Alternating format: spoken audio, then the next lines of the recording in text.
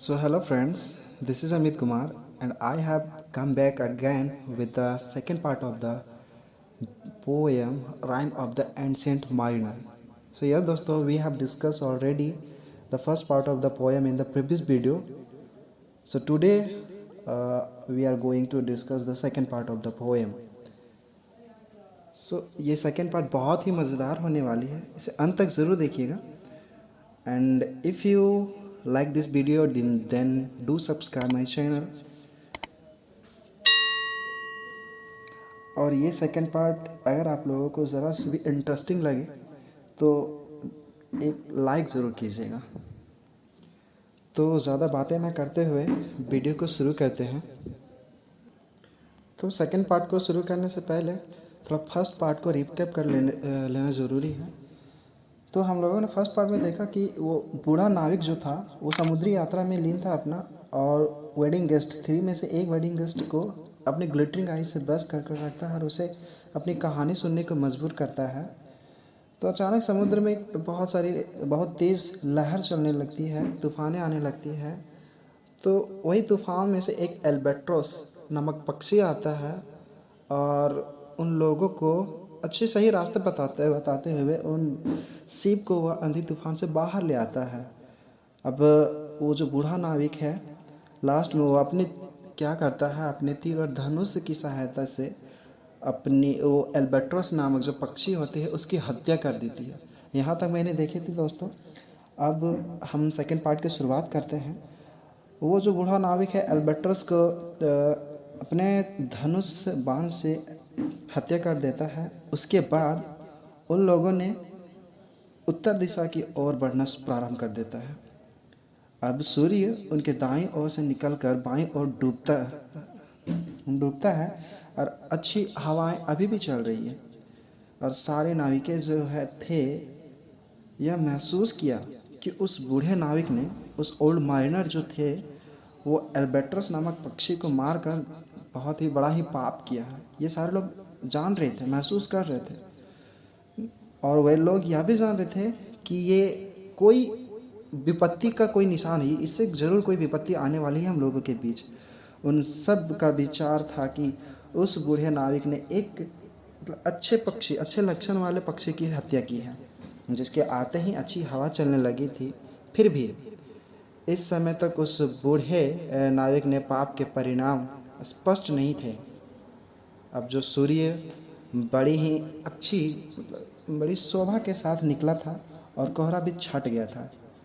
जब इस प्रकार का सुहाना मौसम कई दिनों चलता रहा तब जितने भी सारे उसके दोस्त थे नाविक ने अपना जो विचार था वो बदल लिए.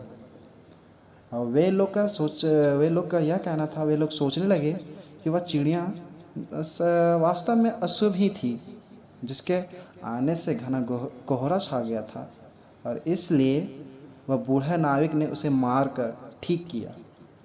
जी हाँ दोस्तों, यहीं पे वे सारे लोग अपनी गलती कर चुके. ये लोग उस बूढ़े नाविक के पाप में खुद ही शामिल हो गए. इसी प्रकार अनजाने से वे सब नाविक उस बूढ़े नाविक के पाप में शामिल हो गए थे. जहाज बड़े शांतिपूर्ण ढंग से प्रशांत महासागर में प्रवेश कर गया. उत्तर दिशा में बढ़ते बढ़ते वह विषुवत रेखा पर पहुंच गए थे. तभी एक नई घटना घटित होती है. अचानक हवा रुक जाती है. अब जो थी परेशानियां और जो विपत्तियां जो होने वाली थी अब शुरू हो गई है दोस्तों. और जहाज जो था वह रुक गई और जहाज का जो पाल जो होता है वो गिर गया और जहाज ज्यों की त्यों ठहर गया. अब एल्बेट्रोस चिड़िया की मौत का बदला शुरू हो चुका था दोस्तों. मौसम बहुत ही गर्म हो गया और दोपहर के समय लाल दहकता हुआ सूरज बिल्कुल जहाज के ऊपर ही चला गया. और वे लोग कई दिनों तक वे सब बिना किसी गति के वहीं ठहरे रहे और गर्मी और प्यास से बहुत परेशान हो गए थे. समुद्र सड़ने लगा था. पैरों वाले चिकने चिपचिपे कीड़े मकोड़े जो थे सड़ने वाले समुद्र में रेंगते हुए दिखाई देने लगे. जी हाँ दोस्तों, समुद्र का पानी जो था वो सड़ चुका था और सड़ने की वजह से वहाँ पैरों वाले चिपचिपे कीड़े मकोड़े रेंगना शुरू कर दिए थे। कुछ नाविकों ने सपना देखा और ऐसा विश्वास दिलाया गया कि वह शुभ लक्षण वाले एल्बेट्रस नामक पक्षी जो थी उसको मारने के कारण ध्रुवीय आत्मा उनको यह कष्ट दे रही है।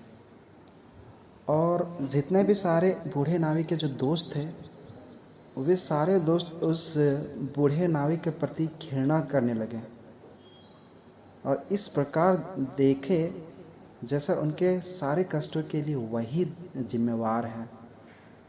उन सारों लोगों के दिलों में इतना घृणा भर गई थी कि उन्होंने ईसाई धर्म का प्रतीक चिन्ह क्रॉस, जो क्रॉस होता है दोस्तों, उसके स्थान पर एल्बर्टस का जो मरा हुआ शरीर था उसको उस बूढ़े नाविक के गला में लटका दिए थे वे सारे दोस्त।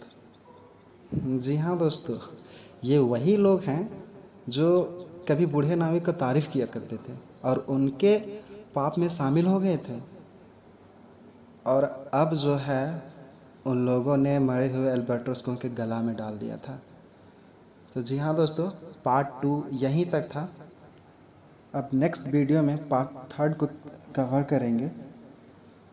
तब तक के लिए please enjoy my previous video and thanks for watching.